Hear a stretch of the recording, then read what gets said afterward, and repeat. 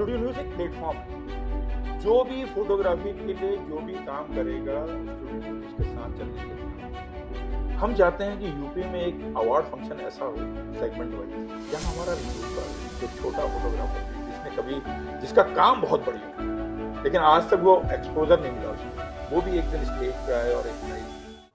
Free में कोई ज्ञान नहीं आता मित्र। फ्री में वो आपको ना सीरियसनेस होती भी नहीं, क्योंकि आपकी जेब से कुछ पैसा गया नहीं। जैसे रॉकेट होता है ना, एक लेवल पे जाने के बाद एक इंजन यूज होता है, उसके बाद ऊपर जाने के लिए दूसरा इंजन यूज होता है। ऐसी लाइफ में भी एक लेवल तक जाने के लिए आपको एक स्ट्रेटेजी चाहिए, उसके ऊपर जाने के लिए दूसरी स्ट्रेटेजी। सर अब बात करते हैं, जैसे वेडिंग फोटोग्राफी तो होगी, हम लोग ये देखते हैं कि wedding photography as a seasonal work होता है। अब उसमें देख के मेरे मन में भी ये सवाल आया था, मुझे लगा था कि ये चीज़ें पूछनी चाहिए कि जैसे वेडिंग फोटोग्राफी होगी, इसके अलावा 8 महीने 6 महीने जो हमारा वर्क टाइम बचता है, उसके लिए आजकल के फोटोग्राफर्स को क्या करना चाहिए? क्योंकि कैमरा किट इतनी महंगी है, आप ले भी ले रहे हो, टाइम के हिसाब से आप वर्क भी कर रहे हो, वर्क अच्छा भी कर रहे हो, और उस हिसाब से आप खर्चे अपने नहीं बेयर कर पा रहे। तो इसके बारे में आप क्या बताना चाहेंगे? देखिए, वेडिंग फोटोग्राफर को ना बहुत सारे सेगमेंट है। जैसे आज की तारीख में जब डिजिटल पे ऑनलाइन बहुत सारी चीजें आ गई, तो आप प्रोडक्ट फोटोग्राफी में भी काम कर सकते हैं। आप चलते हैं बेबी शूट पे काम कर सकते हैं, आप मैटरनिटी पे काम कर सकते हैं, आप फैमिली फोटोग्राफी पे काम कर सकते हैं। बहुत बड़ा सेगमेंट है। पहले आपने देखा होगा कि बड़े बड़े घरों में बड़ी बड़ी फोटो लगती थी पूरे फैमिली की, वो चीजें खत्म हो गई। लोग चाहते हैं कि मेरी फैमिली की फोटो लगे अच्छी, लेकिन कारण क्या है, वो आपके स्टूडियो नहीं आ सकते। आप उनके घर पे जाके सेटअप लगाइए, आप ऐसा कॉन्सेप्ट बनाइए, क्योंकि वेडिंग फोटोग्राफी जब आप करते हैं तो ट्रस्ट बिल्ड करते हैं, और जिन परिवारों में आप ट्रस्ट बिल्ड करते हैं वहां पे ये सारे काम कीजिए। ये सारे काम वो हैं जहां पे आपको पूरे 12 महीने का काम मिलेगा। 12 महीने आपको अपनी फोटोग्राफी में नई नई चीजों को लाने में मदद मिलती है चीजों। दूसरी बात, वेडिंग फोटोग्राफर एक और काम करना चाहिए मुझे लगता है, जिसकी भी वेडिंग खींचे उसका डाटाबेस बनाए। डाटाबेस में बहुत कमजोर है अपना वेडिंग फोटोग्राफर। डाटाबेस बनाए, जब उसकी एनिवर्सरी बढ़े उसको एक बुके या कुछ नहीं कर सकते तो मैसेज तो एटलीस्ट करिए। सही बात है। इससे क्या होता है, बॉन्डिंग बनती है, आदमी आपको रिकॉग्नाइज करता है कि हाँ उसने कहा। तो ये सब चीजें जो बेसिक्स हैं, इन पे काम करें। प्रोडक्ट फोटोग्राफी बहुत है, उस पे काम करें। आज की तारीख में डिजिटल एआई पे जैसे एंकर उगरा हो रहे हैं, उसके लिए शूट हो रहे हैं, उस पे काम करें। इवेंट चलते हैं, उस पे काम करें। बर्थडेज हैं, उस पे काम करें। अपना नया प्रोजेक्ट देखिए, आप टाइट काम पे काम करेंगे तो आप पे पैसा नहीं आएगा। आपको अपने मेंटल लेवल पे आपको समझाना पड़ेगा कि मुझे ये करना, और करके दिखाइए ना, आप अपनी कला को दिखाइए। उसके बाद आप एक जने पे दिखाएंगे तो ये तो माउथ पब्लिसिटी है। आदमी दूसरे को कहेगा, तीसरे को देखेगा, क्योंकि यहाँ तो एल्बम देखता है आदमी, वीडियो देखता है, तो पूछता है ये कहाँ से कराया। तो ये आपका एक चेन सिस्टम है। ये चेन सिस्टम ऐसे बिल्ड होगा। वेडिंग नहीं है, लेकिन बाकी चीजें तो पूरे साल भर चलती है। सही बात है। इस पे काम करिए। स्कूल के इवेंट शूट कीजिए, नए नए तरीके बताइए, क्योंकि फोटोग्राफर ही एक अच्छी तरह से किसी भी लोगों को बता सकता है, स्कूल्स को बता सकता है कि आपके प्रोस्पेक्ट जो भी बन रहा है आपका, वो सब हम आपको ऐसे ऐसे फोटोग्राफ बना के देंगे। बड़ी बड़ी कंपनी उसके लिए कर सकता है। तो ये सब चीजें आप जाके बताइए लोगों को। ये तब आप कर पाएंगे जब आप लोगों के बीच में उठेंगे बैठेंगे। फोटोग्राफर की एक सबसे बड़ी दिक्कत एक और है, वो आपस में मिलता नहीं। आपस में मिलिए, एक दूसरे से शेयर कीजिए, क्योंकि हर आदमी आइडिया एक के पास नहीं आ सकता। शेयर कीजिए, आइडिया शेयर। कभी कभी छोटे शहरों में फोटोग्राफर जहाँ पे दिखे, आपको जाने का मौका मिले तो स्टूडियो चले जाइए, किसी उससे बात कीजिए, एक संबंध बनाइए, एक दोस्ती बनाइए, जिससे होगा क्या कि एक रिलेशन डेवलप होगा। आपको पता चलेगा मार्केट में नया क्या चल रहा है। सही बात कह रहे हैं। तो ये सब चीजें, बहुत सारे काम हैं जिन पे आप काम कर सकते हैं और लोगों को पसंद है। आप तो बड़ी बड़ी फोटोग्राफ्स बनती है, लोग बाग कोलार्ज बनवाते हैं लोग बाग। पोस्ट प्रोडक्शन का बहुत बड़ा काम है जिसपे कि वेडिंग फोटोग्राफर कर सकता है, क्योंकि आज की तारीख में 5G आ चुका है। आप कहीं का भी काम ले सकते हैं और आप काम कर दे सकते हैं। हमारे काम में सर्विस बहुत मायने है। वेडिंग फोटोग्राफर की सबसे बड़ी दिक्कत पोस्ट प्रोडक्शन। जिस बंदे ने पोस्ट प्रोडक्शन मजबूत कर दिया वेडिंग में, उसका सर्वाइवल है, बाकी का सर्वाइवल बहुत मुश्किल है। पोस्ट प्रोडक्शन की जो हम लोग बात कर रहे थे, पोस्ट प्रोडक्शन जो हमारा है, सही बात है, यही सबसे ढीला वर्क है हमारा। बिल्कुल। और इसी से आपने जो बताया, अभी थोड़ी देर पहले हम लोग बात भी कर रहे थे, तो इसी से ही सारी चीज़ें, पैसा निकलना है, सारी चीज़ें होती हैं, वो अपने आप ही लेवल में कम हो जाता है। तो इस पे जब हम लोग बात कर रहे थे, तो आपने मुझे बताया भी था कि जब हम शुरू में अपना काम करते हैं, उस समय तो हम राजा होते हैं, और जब हम उसको टाइम से काम नहीं दे पाएंगे तो फिर फायदा क्या इस चीज़ का? होता क्या, जब वेडिंग शूट कर रहे होता है ना, तो वेडिंग फोटोग्राफर राजा होता है। वो जैसे ही कस्टमर बोलेगा कि भैया वो दे दो, पैसा ले लो, तो बोलेगा अभी तो मैं 1 महीने बिजी हूँ, अभी तो मैं शूट कर रहा हूँ, यहाँ शूट कर रहा हूँ, वहाँ शूट कर रहा हूँ, वहाँ शूट। वो एक रॉ में चलता है उस समय।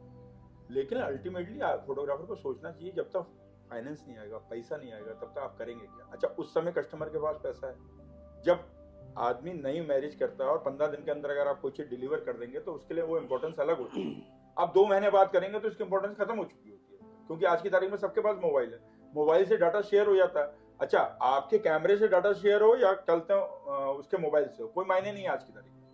तो जब डाटा पूरा शेयर हो चुका है तो उसका इंटरेस्ट खत्म हो जाता है। जब इंटरेस्ट खत्म हो जाता है तो जब आप फोन करते हैं उसको, बाद में बोलता है अच्छा अभी हम देख रहे हैं, अच्छा अभी हम देख रहे हैं। तो कुछ तो पैकेज या तो ऐसे बनाइए कि आप 15 दिन के अंदर डिलीवर कर दे, क्योंकि जब वेडिंग फोटोग्राफर जो शूट करने जाता है उसको पता होता है कौन मेन आदमी है, कौन क्या है।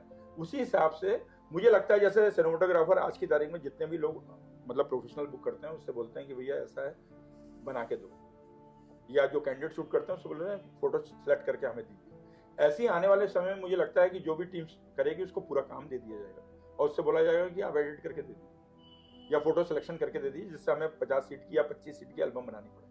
15 दिन के अंदर आपको एल्बम और एडिट करा हुआ दे देना चाहिए कस्टमर अपने हिसाब से। ये पॉसिबिलिटी आप जैसे बता रहे हैं, बात तो सही है, पर सीजन जैसे महीना भर या 10 दिन 15 दिन लोग काम करते हैं, तो जो पोस्ट प्रोडक्शन की बात आती है 15 दिन में, हाउ इज पॉसिबल? देखिए, वेडिंग फोटोग्राफर को ना करना नहीं आता। वेडिंग फोटोग्राफर ने सबसे अपने पैरों पे कुल्हाड़ी कैसे मारी वो मैं आपको बताऊं। उसके पास 2 लोगों की टीम है, उसने 2 वेडिंग आ गई उसके पास, 2 वेडिंग उसने शूट करनी। तीसरी वेडिंग 3 दिन पहले अगर आ गई उसके पास और उसका मुंह मांगा दाम अगर उसने दे दिया, हाँ कर लेगा, वो तुरंत हाँ कर लेता। यार, आप अपने काम से ईमानदार नहीं होंगे तो आपसे कोई ईमानदार नहीं होगा। सही बात। सबसे पहला काम आपको अपने काम से ईमानदार होना चाहिए। कोई नहीं देख रहा, लेकिन आप तो जानते हैं ना कि आप क्या करोगे। आप किसी भी एक मैरिज को किसी प्रोफेशनल को हायर करोगे और वो कहते हैं वो काम करेगा, अगर अच्छा काम कर दिया तो बहुत बढ़िया, लेकिन 80% ये होता है कि वो काम वैसे ही होता है क्योंकि मेन डेट होती है। ठीक है, अच्छा काम करने में माउथ पब्लिसिटी बहुत धीरे धीरे होती है, लेकिन बुरे काम में इतनी तेज होती है कि कुछ करेंगे।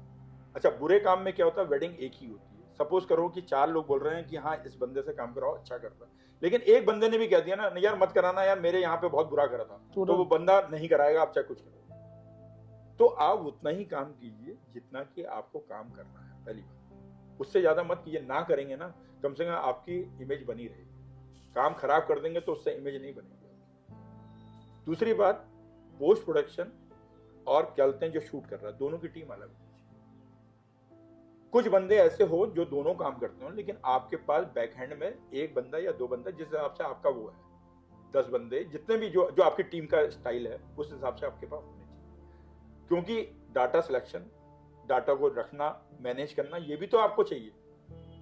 बहुत सारे लोगों के पास तो डाटा मैनेज करने के लिए लोग नहीं है, वो बाद में डाटा खोजते रहते हैं कि डाटा गया कहाँ। सही बात कह रहे हैं। क्योंकि डिजिटल डाटा में ये है कि आप एक हार्ड डिस्क में रखिए, 2 हार्ड डिस्क में रखिए, क्योंकि वो ऐसा है कि कहीं से भी हो। अब तो SSD आ गई है, अब तो और दिक्कत का काम है। पहले तो हार्ड डिस्क होती थी तो उसमें तो आप निकाल भी सकते थे, अब तो और दिक्कत। तो आपको बड़ा संभाल के करना है। अब जैसे आने वाले समय में हर आदमी को मुझे लगता है कि iCloud पे, क्लाउड पे आपको स्टोरेज बनानी पड़ेगी। तो पैसे का भी सेगमेंट को समझना पड़ेगा। खाली पैसा होता क्या है, 1 लाख रुपए बंदे ने दिया, आदमी समझता है ये सारी कमाई मेरी है। वो कमाई नहीं है मित्र, उसमें आपको आगे एडवांस आप क्या करेंगे उस पर भी इन्वेस्ट करना है, आपको लोगों को भी देना है, जिससे कि आपका काम टाइम पे हो सके। फैक्ट बात करें। आशीष जी, मुझे एक चीज़ ये बताइए, जैसे आजकल हम लोग प्रॉब्लम्स देखते हैं, कस्टमर की भी प्रॉब्लम्स होती है, ऐसा नहीं है कि सारी प्रॉब्लम्स फोटोग्राफर्स की ही होती है। अब किसी ने 6 महीने तक डेटा नहीं लिया, साल भर चले, सर ने बताया कि सारी चीज़ें उसमें हो सकती हैं, क्योंकि बेसिकली पोस्ट प्रोडक्शन जो हमारा है वो हर फोटोग्राफर तो अभी नहीं मैनेज कर सकता। तो आप ये बताइए कि किस हद तक कस्टमर को ये जो आप हम लोग बात कर रहे हैं कि 6 महीना, साल भर, ये डाटा कब तक सेव रखना चाहिए? क्योंकि सही बात सर ने बताई, अभी इतनी प्रॉब्लम्स होती हैं, अगर वो डेटा जरा सा भी खो गया, फोटोग्राफर्स बेचारा बर्बाद हो जाएगा। बिल्कुल सही बात। इस चीज पे मुझे बताइए। रुपेश जी, देखिए, हम फोटोग्राफर एसोसिएशन में जुड़े हुए हैं हम लोग, ठीक है। हम लोगों ने एक वेबसाइट बनाई। हमने पिछले एपिसोड में भी आपसे कहा था कि हमारी वेबसाइट में कॉन्ट्रैक्ट फॉर्म है, जिसमें साफ साफ लिखा हुआ, अगर वो उस तरीके से वो काम करे कि 3 महीने के अंदर आप अपना डेटा ले लीजिए, अन्यथा फोटोग्राफर की कोई जिम्मेदारी नहीं। जब आप कॉन्ट्रैक्ट फॉर्म उसको देंगे ना, तब ग्राहक भी अपने आप में जागरूक होगा कि उसे उस समय से पहले अपना डाटा, अपना पूरा काम कंप्लीट करा लेना चाहिए, पहली चीज।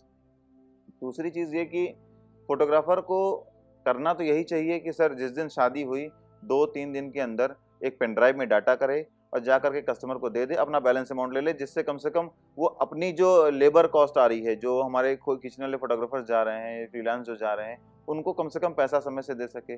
जो फोटोग्राफर से फोटोग्राफर का विवाद भी कभी कभी होता है, इसी वजह से होता है, वो भी सॉल्व हो जाएगा।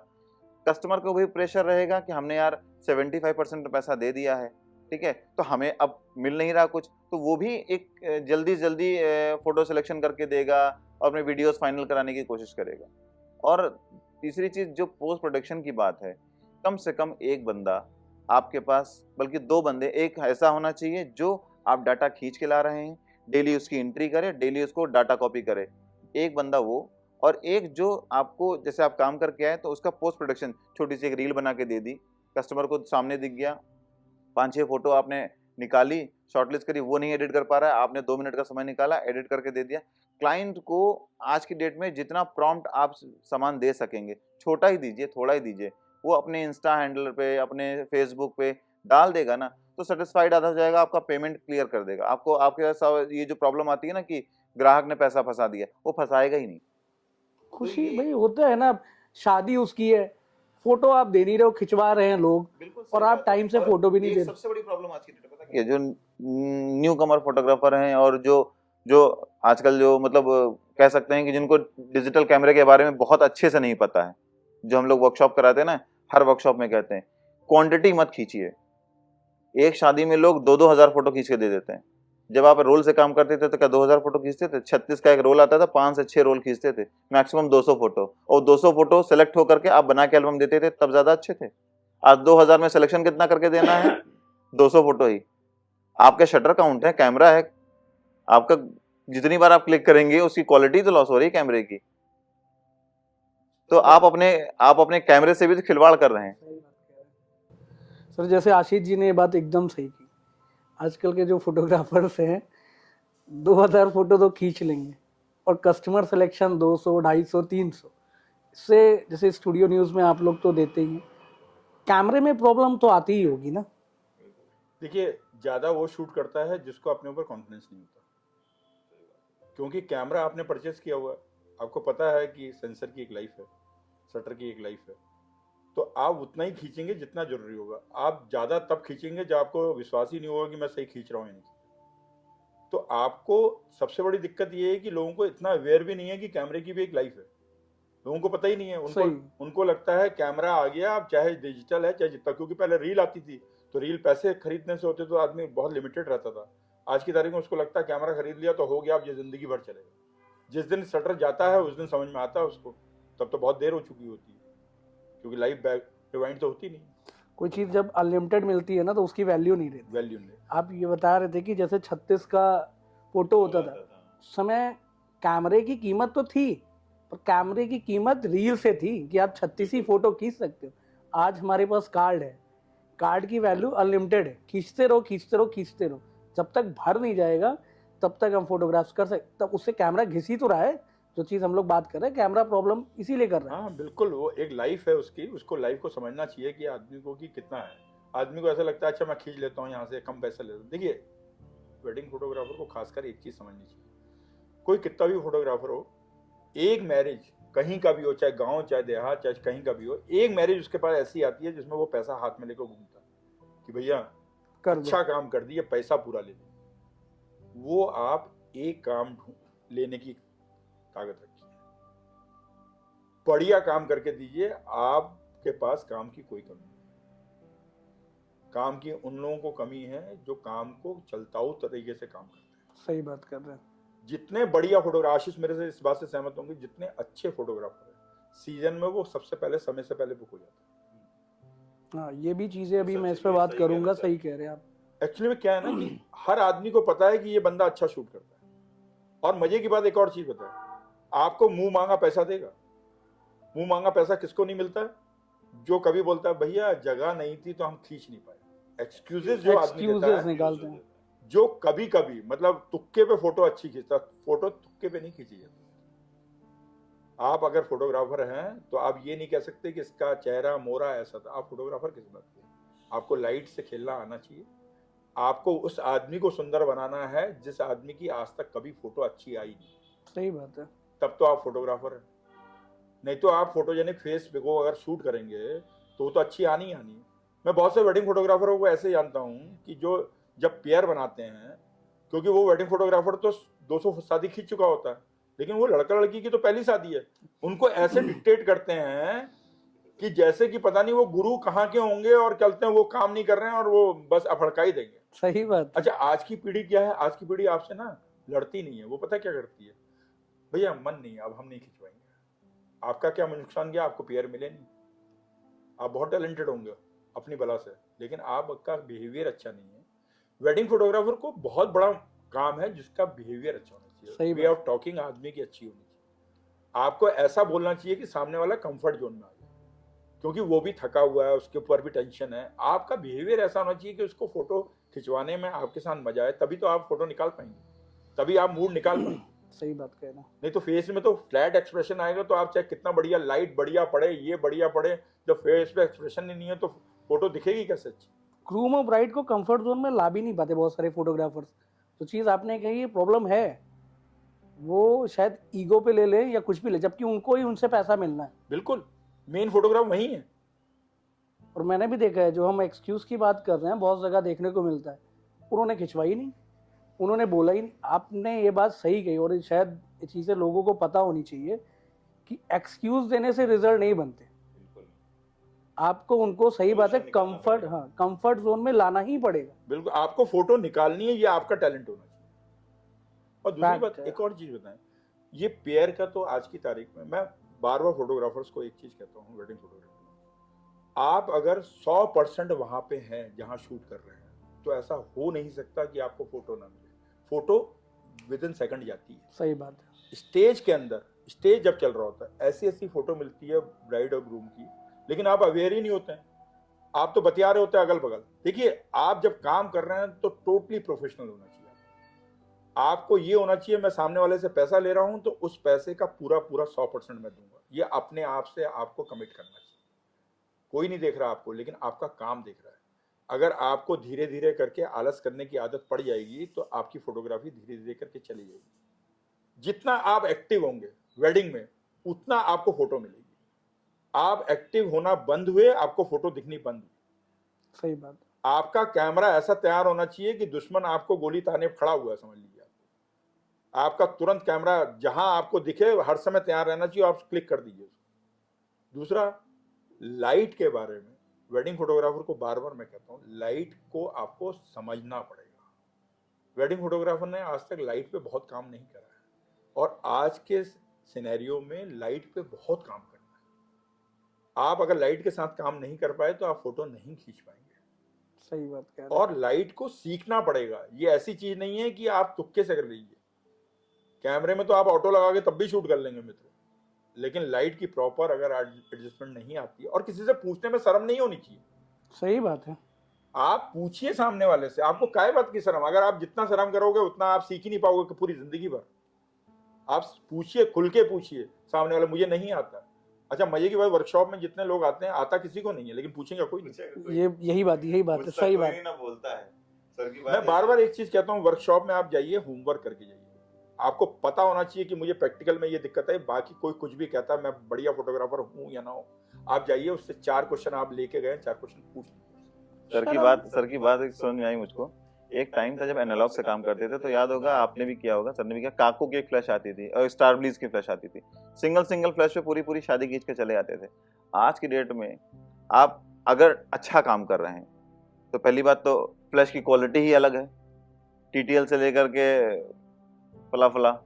उसके बाद octa light, LC light, RGB, dinky light, इतनी लाइटें हैं, और उसके बाद भी आपका रिजल्ट नहीं निकल के आ रहा है। क्योंकि आप वर्कशॉप में जा रहे हैं, कहीं भी जा रहे हैं, आप पूछ ही नहीं रहे हैं, आप बस देखते हैं हाँ ये ऐसे हो रहा है, बस बढ़िया, अब तो मैं सीख गया। उसने बाकी चीजों पे रिसर्च ही नहीं किया, ध्यान ही नहीं दिया उस पर कि लाइट तो लगा दी, वो खरीद के लाए, हाँ सर उनके पास 2 एलसी थी, मुझे भी 2 एलसी चाहिए, मैं भी लेके आया, काम करना शुरू कर दिया। लेकिन पता होगा तब तो करोगे काम आप। सर जैसे अभी हम लोग बात कर रहे थे, स्टूडियो न्यूज़ में जगह जगह निकलता है कि वर्कशॉप हो रही, और भी माध्यम है जो लोगों को पता चलता है वर्कशॉप हो रही, पर बहुत सारे, सही बात है, अभी हम लोग देख रहे थे कि वर्कशॉप में लोग आते ज़रूर है, अटेंड ज़रूर करते हैं, ना पूछने के कारण उनको कहीं ना कहीं गड्ढे में ही तो गिरा रहा है। ये चीज़ें आप फोटोग्राफर्स को कैसे बताएंगे कि ये चीज़ें और सही हो जाए? देखिए, सबसे पहली बात तो फ्री वर्कशॉप बंद हो जानी चाहिए। एकदम सही बात है। फ्री में कोई ज्ञान नहीं आता मित्र। फ्री में वो आपको ना सीरियसनेस होती भी नहीं, क्योंकि आपकी जेब से कुछ पैसा गया नहीं, तो आपको लगता ही नहीं है मैं सीखने आया हूँ। आप जैसे कैमरा खरीदते हैं ना, तब आपको दर्द होता है कैमरा खरीद के, उसको बड़ी केयर से रखते हैं आप कैमरे को। अगर वो फ्री में कैमरा मिल जाए तो आप केयर नहीं करेंगे उससे। ऐसी ही वर्कशॉप जो होनी चाहिए, पेड होनी चाहिए। और पेड होनी चाहिए, जब आदमी की पेड होगी, पैसा देगा वहां पे, तो क्वेश्चन भी लेके जाएगा, वो पूछेगा मेंटर से। मेंटर आया ही इसलिए है आपको समझाने के, आप पूछोगे नहीं तो उसको पता ही नहीं होता। मैं आपको एक बहुत छोटी सी बात बताऊं, जब मैंने पेपर शुरू करा और एक कंपनी के बड़े लेवल, मतलब एमडी लेवल के बंदे से मेरी जब बात हो रही थी, जब मैंने उनको बताया कि वेडिंग फोटोग्राफर बहुत से ऐसे हैं जिनको अभी आईएसओ, स्पीड, अपर्चर ही नहीं पता, तो वो मानने के लिए तैयार ही नहीं थे। बोले फोटो कैसे खींचते हैं? हमने वो गुरु शिष्य परंपरा चली हुई है, जो एनालॉग पे आता था ना कि 60 लगा लो, और वो 5.6 नहीं बोलते, 56 बोलते थे उसको। तो उस पे काम करते हैं, मतलब वो, उनको यही नहीं पता। और ये खाली उस जमाने की नहीं, आज की जमाने की भी बात करता हूं मैं। जैसे आप एफसीपी पे, फाइनल कट प्रो पे जैसे कोई काम कर रहा है, जो लोग, बहुत सारे लोग 7 पे काम करते थे, वो एक्स पे काम करने के लिए तैयार ही नहीं थे। सही बात। कारण, उनसे पूछो तो बोलते हैं सर वो 7 बढ़िया है, एक्स में तो कुछ है ही नहीं सर। कारण ये होता था क्योंकि 7 पे उसको पता है, उसने बेसिक तो पढ़ी नहीं है, उसको पता है यहां से मीनू लोगे, ये ऐसा करोगे तो ऐसा होगा। एक्स पे वही चीज 7 स्टेप को एक स्टेप में कर दिया, लेकिन उसको पता नहीं है, क्योंकि बेसिक ही नहीं पता। तो बेसिक नहीं पता होने की वजह से आप चीजों को अवॉइड करते हैं। तो जब तक आप चीजों को सीखेंगे नहीं, बेसिक्स को मजबूत नहीं करेंगे, तब तक आप सर्वाइव नहीं, आज की तारीख में सर्वाइव नहीं कर सकते। आज की तारीख में बेसिक होना जरूरी है। अगर आप बेसिक अगर नहीं पढ़ेंगे और बेसिक का ज्ञान नहीं होगा, तो एक लेवल पे आके रुक जाएंगे। जैसे रॉकेट होता है ना, एक लेवल पे जाने के बाद एक इंजन यूज होता है, उसके बाद ऊपर जाने के लिए दूसरा इंजन यूज होता है। ऐसी लाइफ में भी एक लेवल तक जाने के लिए आपको एक स्ट्रेटेजी चाहिए, उसके ऊपर जाने के लिए दूसरी स्ट्रेटेजी चाहिए। सही बात कह रहे हैं। नहीं तो आप आगे नहीं बढ़ पाएंगे, वहीं पे जोन में आप बाहर पे वहीं पे रह जाएंगे। तो लाइफ में भी ये सीखिए। और सीखने के लिए छोटा बड़ा कुछ नहीं होता आज की तारीख में टेक्नोलॉजी, क्योंकि इतनी बड़ी फील्ड हो चुकी है कि कोई आदमी किसी में माहिर है, कोई आदमी किसी में माहिर है। बेटर है ना दूसरे से पूछ लो तुरंत। जैसे आपको कोई शॉर्टकट नहीं आता, आप पूरे दिन जूझते रहोगे, दूसरे वाले ने आके 2 मिनट में बता दिया, आपको लगता है ही नहीं यार, ये तो कुछ भी नहीं है। सही बात है। लेकिन वैसे आपको अगर नहीं याद आ रहा तो आपको नहीं आता यार। तो चीजों को सीखने की कोशिश कीजिए, ह्यूमन रिलेशन बनाइए, लोगों के साथ उठना बैठना सीखिए। हर चीज गूगल नहीं होती है, हर चीज गूगल पे जाओगे तो पैसा भी गूगल ही दे, ऐसा कर लीजिए। संबंध बनाइए, रिलेशन बनाइए। सर अब ये सारी बातें तो बहुत अच्छी लगी, ज्ञानवर्धक बातें थी, आपसे बैठ के बात करके भी मुझे काफ़ी कुछ जानने को मिला। कुछ अगर ऐसा नॉर्मली सा एक क्वेश्चन पूछूंगा, अगर टाइम पीरियड हो रहा है तो अगर कुछ चीज़ें जैसे बैकहैंड में आपको कोशिश करें, अगर आपको भेजा जाए कुछ भी रहे, तो ऐसी कौन सी ऐसी मेमोरी निकाल के आप लेके आएंगे कि वो दोबारा आप जीना चाहते हो? देखिए वैसे तो कुछ तो ऐसा होगा। हाँ बिल्कुल होगा। देखिए होता क्या, हम लोगों की लाइफ में, इंडियंस खासकर क्या होता है, जो काम उसको पसंद होता है वो तो उसका छूट जाता है, क्योंकि हम लोगों का स्ट्रक्चर ऐसा बना हुआ है। सही बात है। जैसे मैं स्पोर्ट्समैन रहा, मैं हॉकी नेशनल खेला, वाह। मेरे से आज भी अगर कोई बोले कि ग्राउंड पे हॉकी स्टिक लेके चले जाए, तो वो मेरे लिए लाइफ बहुत बढ़िया है। लेकिन होता क्या है, लाइफ में आप बैलेंस नहीं कर पाते, कोई नहीं कर पाता, क्योंकि हम लोगों का स्ट्रक्चर ऐसा बना हुआ। हम लोग मिडिल क्लास फैमिली से आते हैं, बल्कि लोअर मिडिल क्लास फैमिली से आते हैं। हम लोगों ने बहुत स्ट्रगल देखा, तो वो स्ट्रगल में होता कि आपकी जो हॉबीज होती है, चीजें होती हैं, वो सब साइड हो जाती है। लेकिन मैं हर आदमी से कहना चाहता हूँ, जिंदगी रिवाइंड नहीं होती है, और जिंदगी में वो काम जरूर कीजिए जो आपको पसंद है। बहुत से लोगों को हमारी एज तक आते आते हॉबी समझ में नहीं आती कि है ठीक है। ठीक है। अपनी हॉबी को जिंदा रखिए, अपने आप को जिंदा रखिए, तभी आप कुछ नया कर पाएंगे, तभी आप इनोवेटिव कर पाएंगे, तभी आप में एनर्जी आएगी। बीच बीच में जो आपकी पसंद की चीजें उनको खरीदिए, उनको लीजिए जो आपको पसंद आती है, जिससे आप में एक एनर्जी आएगी। कभी भी आप कोई नई चीज लेते हैं तो आप देखिएगा आप में नई एनर्जी होती है। तो वो काम कीजिए जो आपको खुशी देते हैं। अगर आप खुशी वाले काम नहीं करेंगे तो जिंदगी में टाइट होते चले जाएंगे और जिंदगी आपकी नीरस हो जाएगी। और जब जिंदगी नीरस हो जाती है ना, तो आप उस लेवल पे पहुंच जाते हैं जहां पे आप में कोई उमंग नहीं रहती। लाइफ में उमंग पैदा कीजिए। जिंदगी में किसी को दोबारा लौट के आना नहीं। जब 60 साल में टांगे खड़े हो जाए तो ये सोचो जिंदगी मैंने अपने हिसाब से जी। सही बात। और जिंदगी जब आप अपने हिसाब से जिएंगे और जुनून से जिएंगे ना, तो कोई माइकल लाल आपको जिंदगी में जिस मुकाम तक आप पहुंचना चाहते हैं नहीं पहुंचे, ऐसा हो नहीं सकता। और दूसरा, कभी भी मेहनत का जो हार्ड वर्क है ना, उसका दामन कभी मत छोड़िए।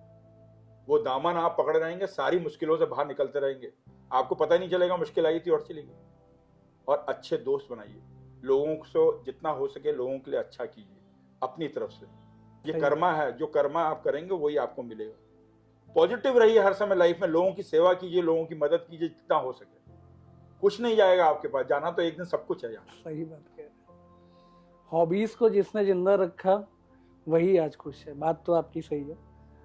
सर, अब बात करते हैं, जैसे हम लोग स्टूडियो न्यूज़ के आपके पेपर की बात कर रहे थे, एज अगर फ्यूचर देखें तो आप इसको फ्यूचर में आगे कहाँ तक ले जाने का सोच रहे हैं? देखिए, अभी तक हम लोग ये मंथली निकालते हैं, तो हमारे लिए भी आज के डिजिटल युग में एक महीने में हम न्यूज़ पहुंचाते हैं, तो ये बहुत डिले है।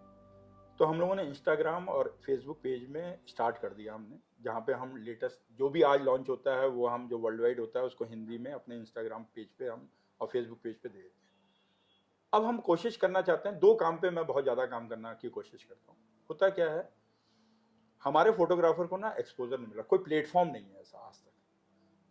ऊपर लेवल के जितने ए क्लास के लोग हैं वही आपस में मूव करते हैं, वही लोग काम करते हैं। जबकि फोटोग्राफी में जब तक नई पौध नहीं आएगी, नए आइडियाज नहीं आएंगे, नए थॉट्स नहीं आएंगे, नया काम नहीं दिखेगा, तब तक ना हमारी इंडस्ट्री आगे बढ़ नहीं सकती।